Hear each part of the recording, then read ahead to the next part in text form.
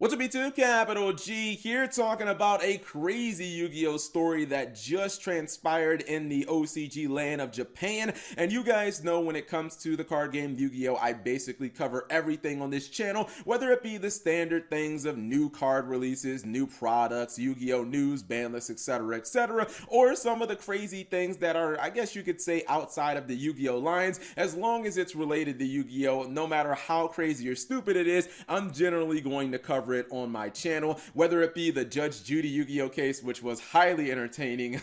I actually watched the entire thing. It was pretty funny and I made a video on that, or even some of the stranger ones that also are just kind of, they make you scratch your head and say, what the flip is that? You guys remember this video where the kid found a wallet full of credit cards. He was a Yu-Gi-Oh player in Chicago. He picked up that wallet and he didn't turn it in. The first thing he did was head straight to Walmart and buy boxes of Yu-Gi-Oh cards. I pretty much will talk about all types of crazy stuff, but this one I think honestly might take the cake. This happened in Japan, as I said earlier, and this is such a big deal, it's actually making multiple news stations. In fact, this was posted on Kotaku earlier today, but what you guys are looking at is news footage, because this appeared in their evening news, so it's a really big deal. So what happened in this situation is a 29-year-old man in Japan, who I think it's fairly safe to say at this point that he's either a current or active Yu-Gi-Oh player, or B, he used to play the card game a ton. The reason I say that is because I just don't think it's realistic for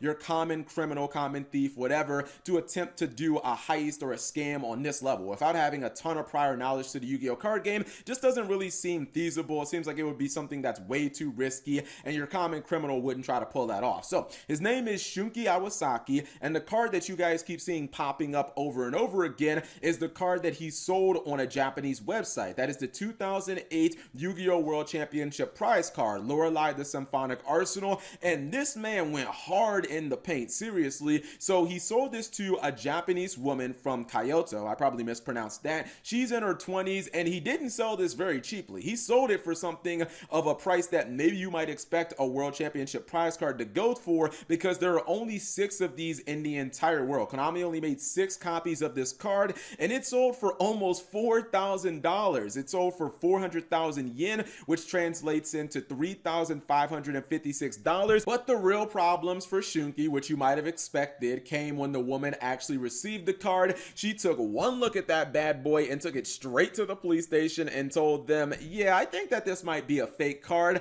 I think the real Achilles heel of basically what he was trying to do, and why most people would consider this really fucking stupid, as I would, is the fact that Yu-Gi-Oh players, especially ones with trained eyes, ones who are actually looking to shell out for these world prize cards, people who are willing to pay thousands of dollars for these cards, they have trained eyes. They can look at a card and tell whether it's counterfeit or real almost immediately, especially if you just look at like the lettering. I've seen a lot of fake Yu-Gi-Oh cards. I've never seen one that is really come close to like an authentic Yu-Gi-Oh card. There's always some small imperfection, and when somebody pays almost $4,000 for a card, you really think that they're not gonna look it over. You think they're not gonna take that bitch to every single locals on their block or in the, you know, in a 10-mile radius and say, is this a fake? Is this a fake? Even if they were buying it as a gift for somebody they know, there's really easy ways of actually authenticating a real Yu-Gi-Oh card, especially because, you know, Konami has offices there. I'm pretty sure they could even do it there. So I think that this was a dumb plan that just was not going to work on any level. And it's really crazy because I kind of wonder how he planned on getting the money and just running with it, unless he planned on like leaving the country or something like that. And you're only talking about $3,500 when you sign up for these, you know, online auction sites. Obviously they have all your financial institution information. They have your bank account, they have your PayPal, you know,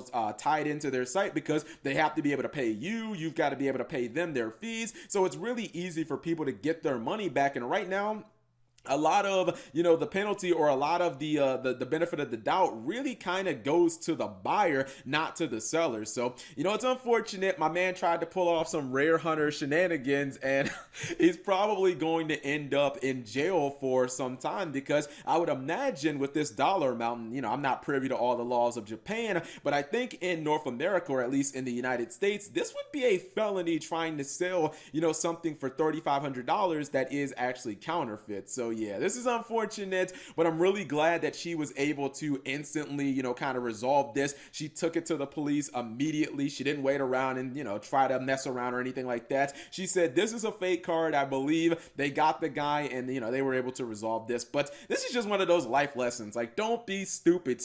So whatever you guys think, leave it in the comment section below. Please don't try to sell counterfeit Yu-Gi-Oh cards for $3,500 on online websites. Otherwise, you'll end up like this dingus. Whatever you guys think, leave it in the comment section below. Thank you guys for watching. As always, subscribe if you have not already. Turn on that notification bell for daily videos and check out these other videos I know you'll enjoy.